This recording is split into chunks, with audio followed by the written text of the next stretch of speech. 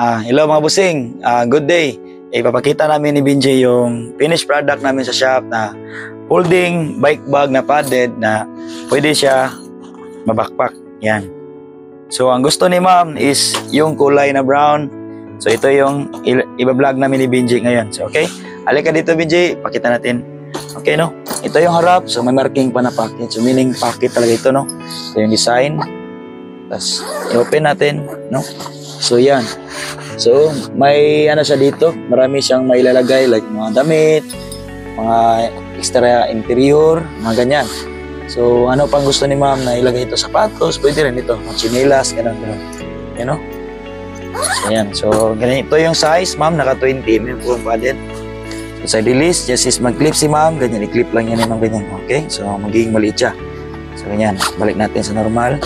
So yung nagamit namin is YKK, yung zipper, side release, para sa branded na accessories. Yan, okay?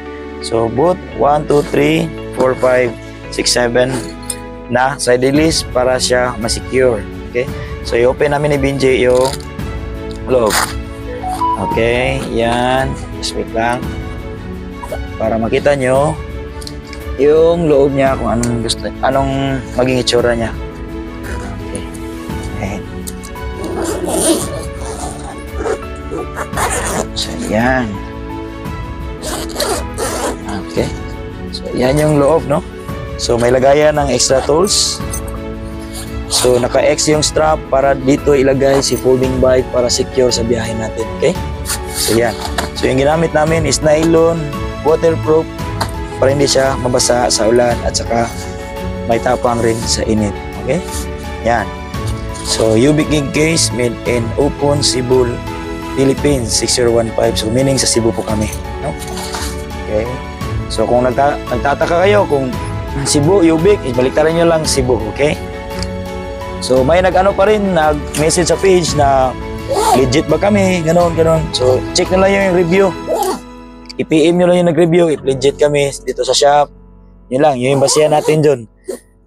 Tingin nyo niya, scam yung Ubik gig kasi, sa iba na lang kayong paggawa, pero i-check nyo muna bago kayo maghusga, okay? So, if talaga kayo, check nyo yung DTI gig case under trademark yan. So, si trademark is binayaran talaga yan ni gig case. So, binili to sa shop, yung logo at saka kulay at saka yung pangalan, okay? Nakapatent po si gig case, okay?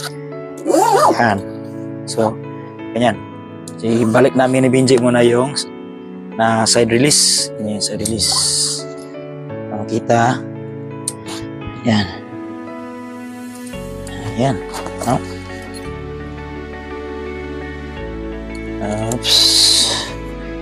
Okay. So, ito yung handle. Check yung handle. Yan. Pwede siyang carry, di ba? Carry. So, ito yung likuran niya. Kasi babae yung mayari. So, lagyan namin ng padded na shoulder strap. YKK yung mga strap.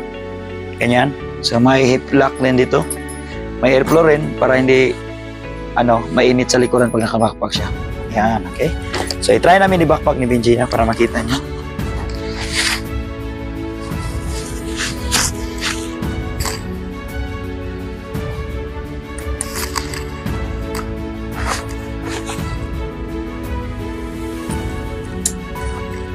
Okay. So ganyan yung magiging hitsura sa pag naka-backpack na. Yan. So, secure yung niya. Yan o. So, may lagay ng bike, naka-secure na siya. Lagay ng cellphone at saka tubig, pwede po. Yan. Okay? So, check ni Binjay yung quality ng hitsura niya. Pero maganda to pag may laman na. Okay? So, tinggalin ko muna. Yan. So, papakita ni Binjay yung shop. Ito yung shop namin. Maliit lang to sa Cebu. Kasi nasa tabi ng bahay namin. So, yung mga business permit niya, yung business permit namin. So, may check nyo yan sa sa mga website ng government. DTI, gano'n. Yan. Okay? So, ito. So, may gusto kayo ng custom, basta kaya lang sa handmade. Saka, wait nyo lang yung lead time. Dito, pwede kayo dito. Okay? So, thank you ma'am sa tiwala sa shop. At keep sharing in our social media platforms like TikTok, Instagram, Facebook, and YouTube. Keep supporting local product here in the Philippines.